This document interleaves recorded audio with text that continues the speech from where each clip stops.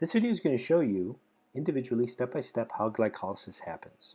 So this is a process that has a lot of organic chemistry involved, a lot of biochemistry involved. We can kind of break it down into these individual things and you'll start to see these themes sort of develop. So first we start, of course, with glucose. So this is a 6-carbon sugar, and you can actually count the carbons. 1, 2, 3, 4, 5, 6, 6-carbon sugar. The first step of glycolysis is to actually phosphorylate this hydroxyl group using ATP. So this is done by an enzyme called a hexokinase. So you might find this name familiar, this kinase word, as you'll remember that kinase is an enzyme that phosphorylates something. So in this case, the thing that's being phosphorylated is in fact this glucose molecule. So we take ATP, we phosphorylate the 6th carbon, actually the OH group on the 6th carbon of glucose, and this traps this molecule inside of the cell. So here you'll start to see that we're going to move back and forth between the ring form and the open chain form. So most sugars actually exist in both of these forms and kind of move back and forth. So sometimes, if it's easier to visualize, we'll actually see it in this chain form, and then other times we're going to see it in the ring form. But you can think of these as going back and forth at all times. So the first enzyme, the second enzyme that's involved is actually this enzyme called phosphoglucose isomerase. And here the trick is here in the isomerase, we know that this is going to isomerize this molecule here.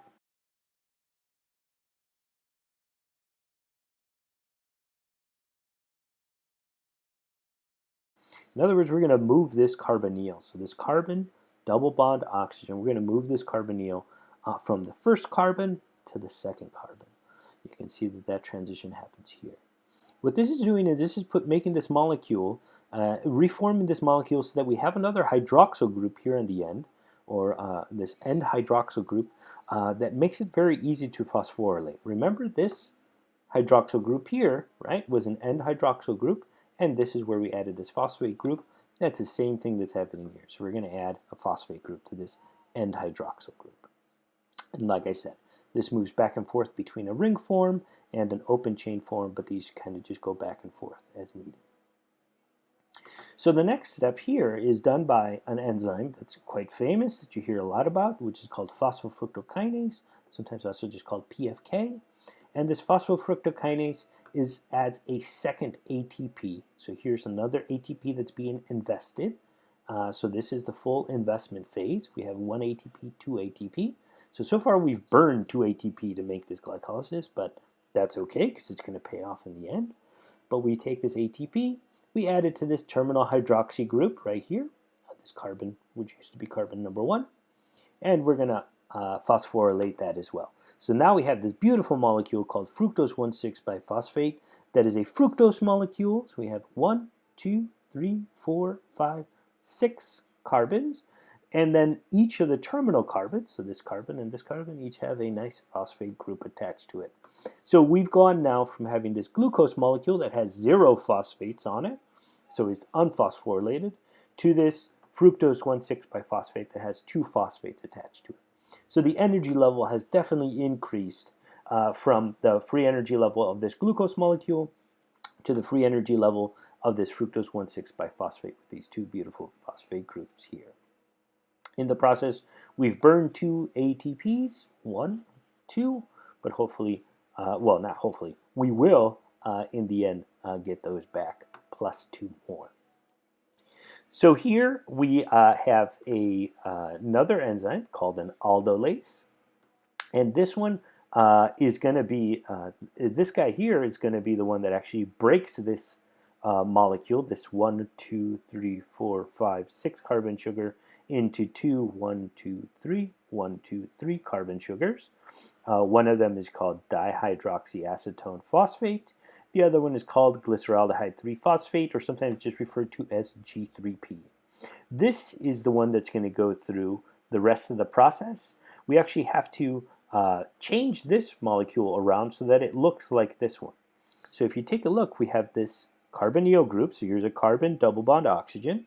And we want to move this carbonyl group over here to the terminal carbon. in order to make it a G3P, glyceraldehyde 3-phosphate. And what do you think we're going to use to do that? That's right. We're going to use another isomerase. So just like this one was an isomerase, we move around this carbonyl. This isomerase is going to help us out. Okay, so we are here on step 5, and we're looking at this isomerase. So in this step here, we're going to take this 3-carbon sugar.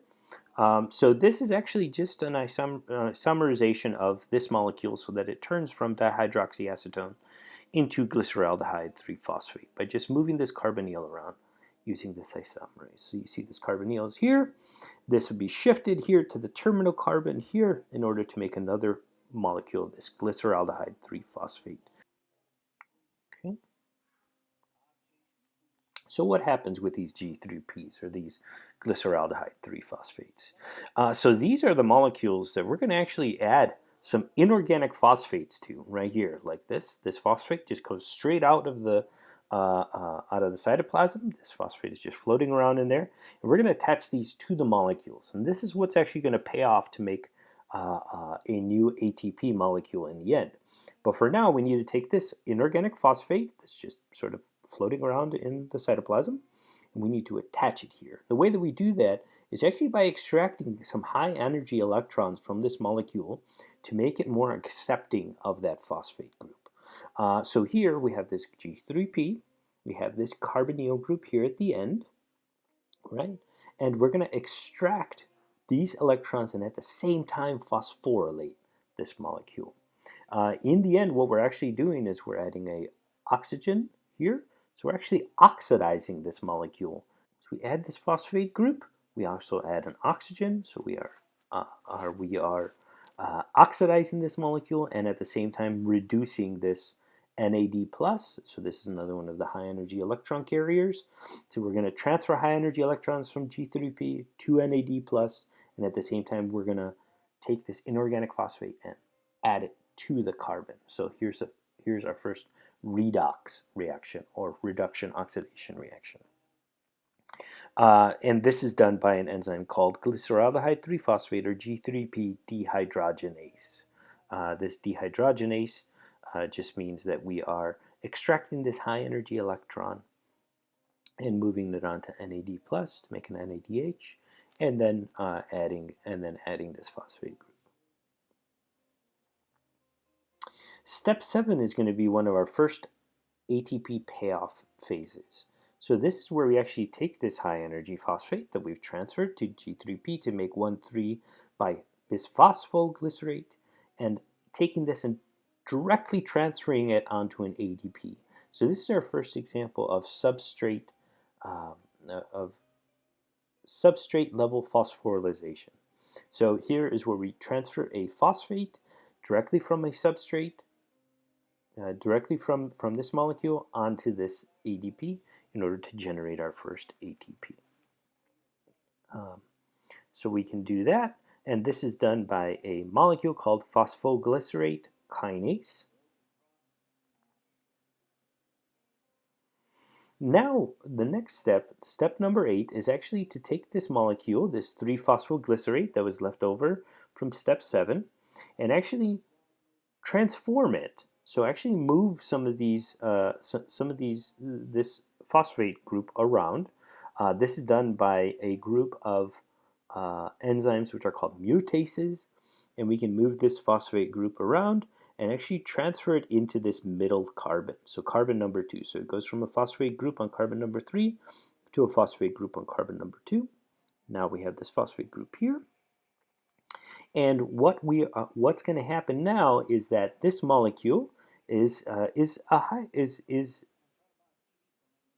prepared now to undergo a transformation through this enolase. Is going to undergo a transformation in which the removal of water from this molecule is going to generate a high energy enol phosphate linkage. So in other words, we're going to remove water. So we're going to remove this hydroxyl group here, and we're going to move this hydrogen, so H, so that's H2O. We're going to move this water, and we're actually form a double bond to carbon here. So we have a double bond to carbon to oxygen to this phosphate group.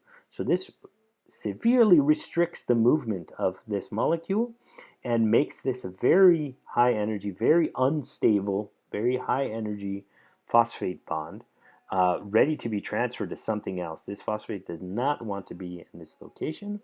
And in fact, as a ADP comes around, along with this enzyme pyruvate kinase, it will transfer this phosphate directly to another ADP, giving us another molecule of ATP and leaving us with this pyruvate molecule. So you can see that through these two steps of direct transfer of phosphate to ADP, so substrate level phosphorylation, through this direct transfer of phosphate from a molecule like this, from this organic molecule to ADP, 1, 2. So we've actually now, using each G3P that we started with, we've actually generated 2 ATP molecules.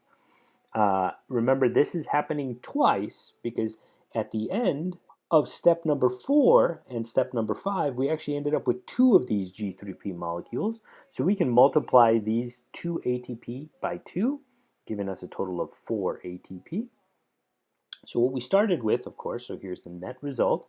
What we started with was 1 molecule of glucose. We added that first phosphate, trapping it inside of the cell. We added the second phosphate, which supercharged this molecule. We split it into these 2 3-carbon sugars, removed these high energy electrons, transferred them to NADH. They'll be reused later, and then took inorganic phosphate from the cytoplasm, transferred it to the molecule to generate these 2 ATP per G3P, and generated a total of 4 ATP. And on top of that, 2 molecules of pyruvate, which can then be used downstream, either through fermentation. They can turn into lactate or ethanol, depending on the type of organism that we're talking about. And that's in anaerobic conditions, or if oxygen is available, they can go directly into the electron transport chain to generate a lot more ATP through oxidative phosphorylation. So I hope that helps to clear up a little bit of glycolysis. If you need any other help, please feel free to send me an email, and I can try to direct you to other materials that might help clarify this process. Thank you.